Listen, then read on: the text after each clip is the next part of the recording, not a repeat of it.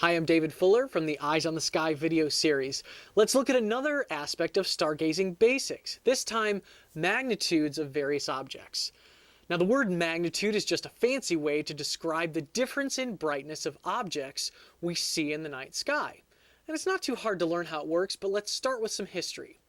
The Greek astronomer Hipparchus developed the magnitude scale back in the 2nd century BC, when he assigned the brightest stars a magnitude of 1 and the dimmest stars that of 6. The in-between stars 2, 3, 4, and 5 magnitude assigned according to their various brightnesses. Using a logarithmic scale, he assumed that the difference in brightness of stars was 2.512 times brighter than the next dimmest one. Taken across that full 6 magnitude scale, that meant that the brightest stars, the first magnitude ones, were 100 times brighter than the dimmest, or the 6th magnitude ones. It also allows for a fairly easy way to determine other brightness differences.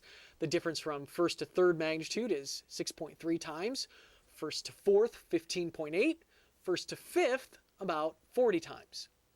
This worked just fine until Galileo turned a telescope towards the heavens and humans discovered there were a lot more stars out there than just the 1st through 6th magnitude ones that they could see naked eye. But what they did was just extrapolate that scale further. So much like golf or ERA in baseball, the lower the number, the brighter the star, and the higher the number, the dimmer the star. 11th magnitude is 100 times dimmer than 6th magnitude, and that 11th magnitude star would also be 10,000 times dimmer than a 1st magnitude star. In the other direction, we have some objects that are brighter than 1st magnitude stars. Hipparchus actually fudged the numbers a bit. The star Sirius in the winter sky is definitely brighter than most other bright stars, and it shines at magnitude negative 1.4.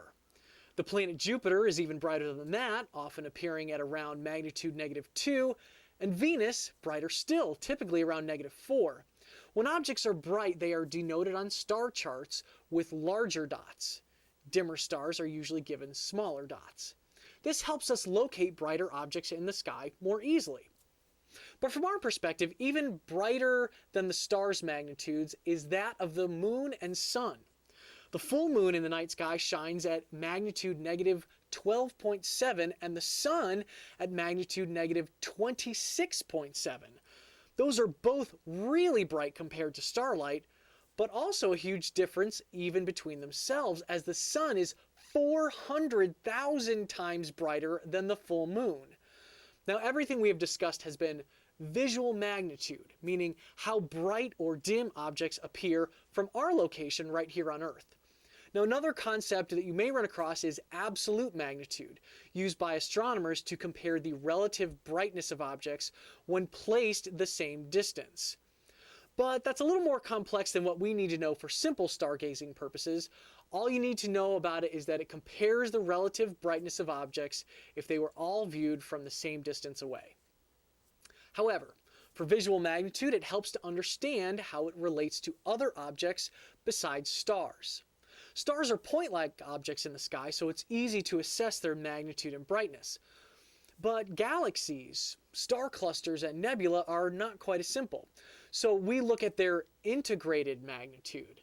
That's a way of saying that the same magnitude is now spread out over a larger area. For small objects, that can mean it is something that will look brighter to us in telescopes. If the area is very large, though, such as the galaxy M33 or the nebula M1, these objects may look very dim, relatively speaking. If possible, try to look for the surface brightness of an object. Objects above a surface brightness of 11 or 12 can be very difficult to find, particularly from light-polluted areas. That's a quick overview of the magnitude scale and how to understand it. Just remember the sun and moon have negative magnitudes and are the brightest visual magnitude objects, and higher numbers are dimmer stars and objects. You'll be in good shape. In the next video, I'll explain how to easily measure distance in the sky, moving from bright objects to the dimmer ones, so we can better utilize optical aids like binoculars and telescopes to find interesting objects. Thanks for watching. I'm David Fuller. Keep your eyes on the sky and your outdoor lights aimed down by using dark sky-friendly lighting fixtures so we can all see what's up.